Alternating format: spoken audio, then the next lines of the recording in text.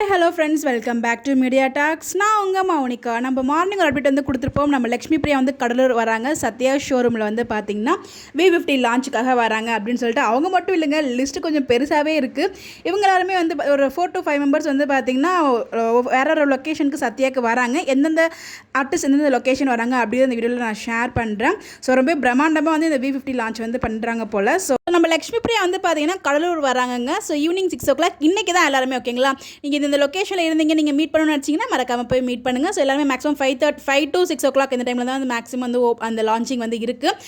First நம்ம லக்ஷ்மி பிரியா கடலூர், அதே மாதிரி நம்ம ரயான் பார்த்திங்கன்னா ஆர்காட்டில் இருக்க சத்யா ஷோரூமுக்கு வந்து வராங்க. அதை தொடர்ந்து நம்ம ஹேமா இருக்காங்களே, அவங்க வந்து தூத்துக்குடியில் இருக்க சத்யா ஷோரூமுக்கு வந்து வராங்க. சைத்ரா அண்ட் திவ்யா கணேஷ் 2 பேருமே சென்னை தான், பட் ஆனால் வேற ஒரு லொக்கேஷனுக்கு வந்து வராங்க. நம்ம திவ்யா கணேஷ் வந்து பார்த்திங்கன்னா தாம்பரம், சைத்ரா வந்து பார்த்திங்கன்னா புரசேவாக்கம் வந்து வராங்க.